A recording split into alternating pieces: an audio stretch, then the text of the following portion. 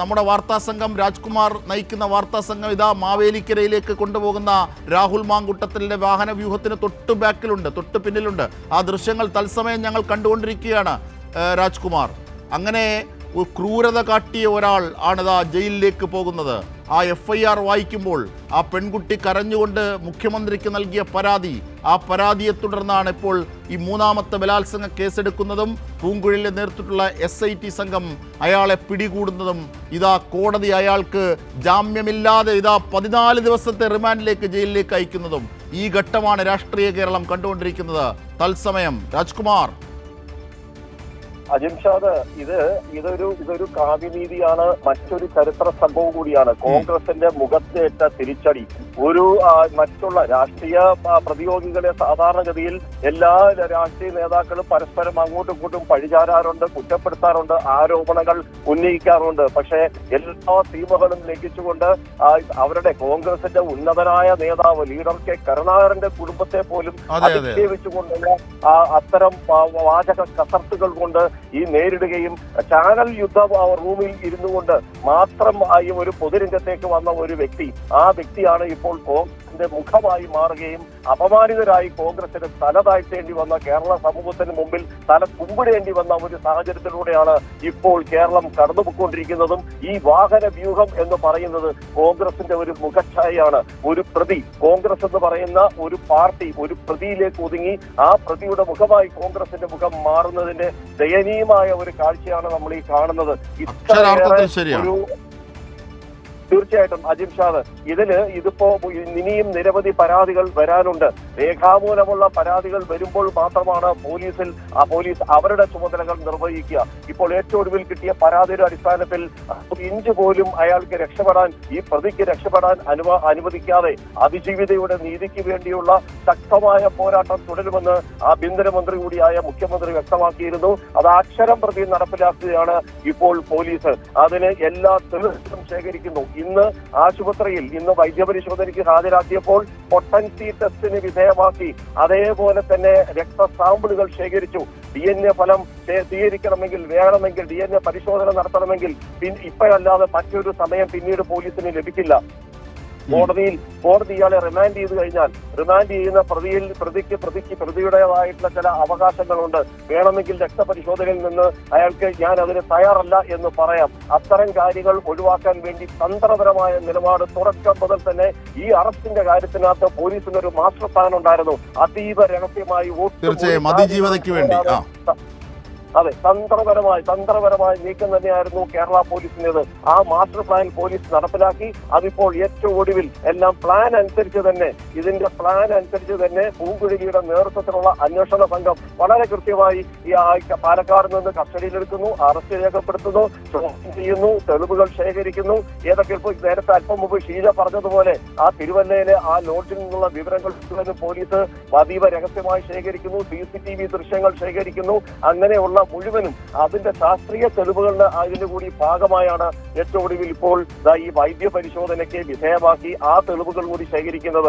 ഇന്ന് തന്നെ ഒന്നാമത്തെ അതിജീവിതയുടെ ഒരു ഫേസ്ബുക്ക് പോസ്റ്റ്, അത് ശ്രദ്ധേയമായ കാര്യമാണ്. ഇരുട്ടുമുറിയിൽ നടന്നത് ദൈവം സാക്ഷിയായി, ആ ദൈവമുണ്ട് എന്ന് പറഞ്ഞ് നന്ദി പറഞ്ഞുകൊണ്ട് അവിടെ ആ അതിജീവിത രംഗത്ത് വരുന്നു. ഇത് കാവ്യനീതിയാണെന്ന് അതിജീവിത പറയുന്നു. ഇപ്പോൾ ഏറ്റവും ഒടുവിൽ മൂന്നാമത്തെ പരാതിയിൽ നടപടി സ്വീകരിക്കുകയാണ്. അങ്ങനെ നിരവധി പേർക്ക് ഇതൊരു ഊർജ്ജമാകട്ടെ എന്നാണ് കേരള പോലീസ് ഇതിനെ പറയുന്നത്. ഇനി ആർക്കെങ്കിലും പറയാനുണ്ടെങ്കിൽ, പരാതി തരാനുണ്ടെങ്കിൽ അത് അവർക്ക് തരാം. അത് സത്യസന്ധമായി തന്നെ അന്വേഷിക്കും, അവർക്ക് നീതി ഉറപ്പാക്കും എന്ന് പറയുന്ന ആ ഒരു ഇടത്തേക്കാണ് ഇപ്പോൾ കേരള പോലീസ് എത്തിച്ചേർന്നിട്ടുള്ളതും. ആ കേരള പോലീസിന്റെ പൂങ്കുഴലിയുടെ നേതൃത്വത്തിലുള്ള അന്വേഷണ സംഘം ഇപ്പോൾ ഈ പ്രതിയായ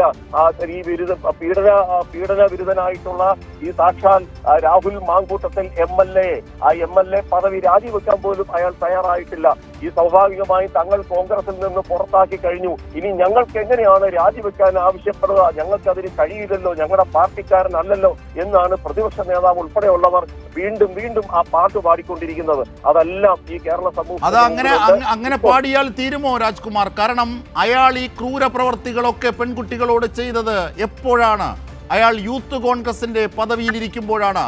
അയാൾ ഈ പ്രവർത്തികളൊക്കെ ചെയ്യുന്നത് കോൺഗ്രസിന്റെ പദവിയിലിരിക്കുമ്പോഴാണ്, കോൺഗ്രസിന്റെ ഭാഗഭാക്കാകുമ്പോഴാണ്.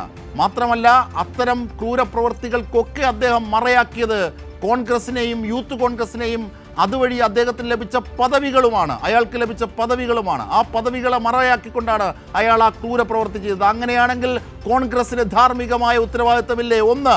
രണ്ട്, ഈ പെൺകുട്ടികളടക്കം ഇതിൻ്റെ സൂചനകളായി നിരവധി പരാതികൾ പ്രതിപക്ഷ നേതാവ് VD സതീശനടക്കം നേരിട്ട് കൊടുത്തില്ലേ? എന്നിട്ടും അതൊക്കെ കയ്യിൽ വെച്ചിട്ടല്ലേ, അയാളുടെ സ്വഭാവം മനസ്സിലാക്കിയിട്ടല്ലേ കൈപ്പത്ത് ചിഹ്നം നൽകി പാലക്കാട് സീറ്റ് നൽകിയത് VD സതീശനും ഷാഫി പറമ്പിലിൻ്റെ ഒക്കെ സമ്മർദ്ദത്തിൽ? അങ്ങനെയാണെങ്കിൽ അതിന് ഉത്തരവാദിത്വം പറയണ്ടേ? അങ്ങനെ മറച്ചു വെച്ച് അയാളെ വീണ്ടും MLA ആക്കുന്നതിലേക്ക് നയിച്ചതിനുള്ള ഉത്തരവാദിത്വം VD സതീശനും കോൺഗ്രസും പറയണ്ടേ?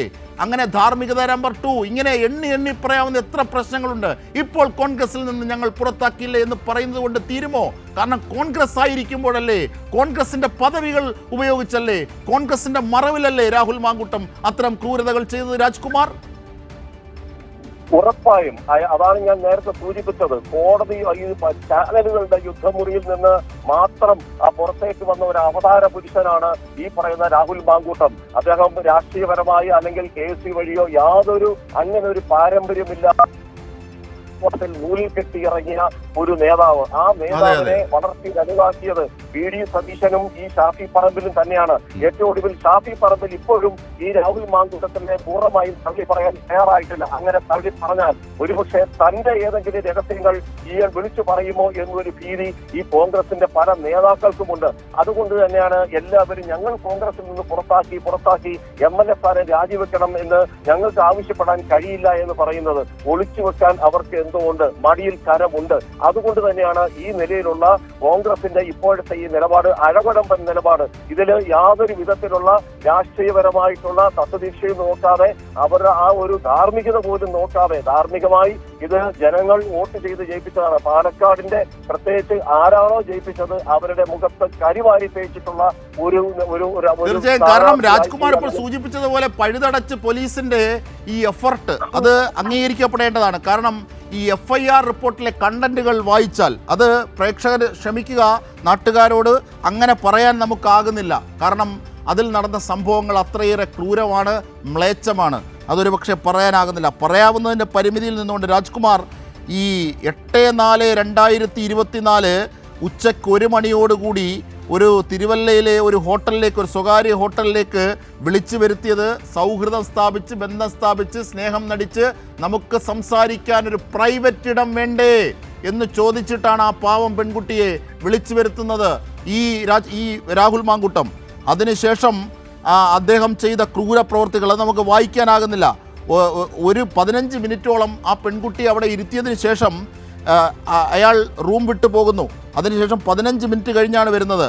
അദ്ദേഹം രാഹുൽ മാങ്കൂട്ടം ധരിച്ചിരുന്നത് ഒരു ബ്ലാക്ക് ഷർട്ടും വൈറ്റ് മുണ്ടുമായിരുന്നു, വെള്ള മുണ്ടുമായിരുന്നു.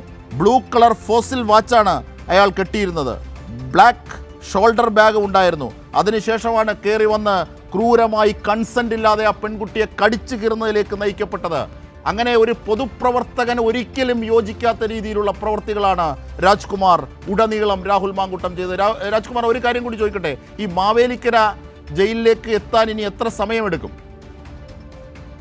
ഏതാണ്ട് ഒരു 15 മിനിറ്റ് വരെ എടുക്കുമെന്നാണ് നമ്മുടെ ഇപ്പോഴൊരു പ്രതീക്ഷ. അത്ര വേഗതയിലാണ് പോലീസിന്റെ തീർച്ചയായും. അങ്ങനെയാണെങ്കിൽ ആ മാവേലിക്കര ജയിലിലേക്ക് കയറുന്ന ദൃശ്യങ്ങൾ ഞങ്ങൾ പ്രേക്ഷകർക്ക് കൂടി കാണേണ്ടതുണ്ട്.